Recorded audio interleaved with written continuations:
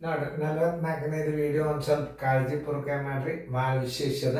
ಒಬ್ಬ ಉದ್ಯಮಿಯು ರೂಪಾಯಿ ಬಿಡಿ 10, 100, 1000, 10 ಲಕ್ಷ, 10 ಲಕ್ಷ, 9,66,58,350 ಗಳಷ್ಟು ಆಸ್ತಿಯನ್ನು ತನ್ನ ಇಬ್ಬರು ಹೆಣ್ಣು ಮಕ್ಕಳು ಮತ್ತು ಒಬ್ಬ ಮಗನಿಗೆ ಸಮನಾಗಿ ಹಂಚಿದರೆ ಪ್ರತಿಯೊಬ್ಬರಿಗೆ ಬಂದ ಹಣ ಎಷ್ಟು ಅಂತಾರೆ. ಇದು ಹೆಂಗಂದ್ರೆ ಒಟ್ಟು ಹಣಕ್ಕೆ ಎಷ್ಟು ಮಂದಿ ಆದರೂ ಅವರು 3 ಜನ ಆದರು ಪ್ರತಿಯೊಬ್ಬರಿಗೆ ದೊರೆತ ಹಣ ಬರೋಬರಿ ಪ್ರತಿಯೊಬ್ಬರಿಗೆ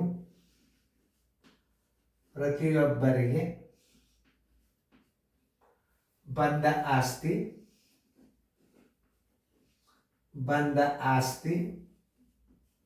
ಬರೋಬರಿ ಒಟ್ಟು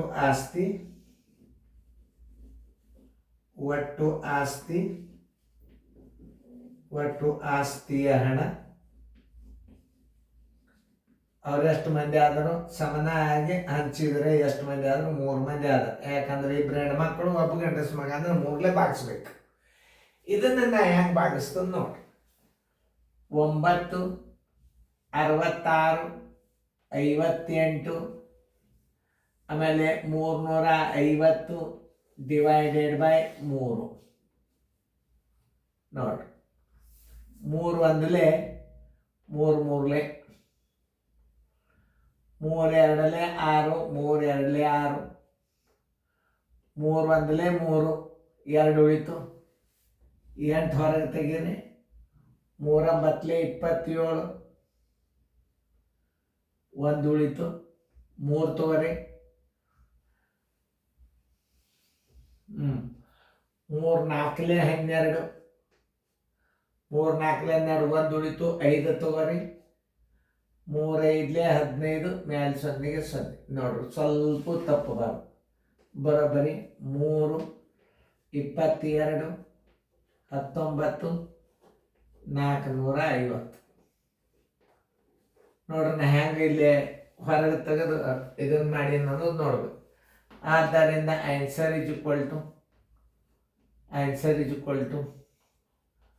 3,22,19,450 ರೂಪಾಯಿ. ಉತ್ತರ ಸಂಖ್ಯೆ ಎ. ನೋಡಿ, ಸರಿಯಾಗಿ ತಿಳ್ಕೊಬೇಕು ನೋಡಿ. ಗಣಿತಗಳು ಸರಿಯಾಗಿ ಹೆಂಗೆ ಎಷ್ಟರಲ್ಲೇ ಭಾಗಿಸ್ಬೇಕು.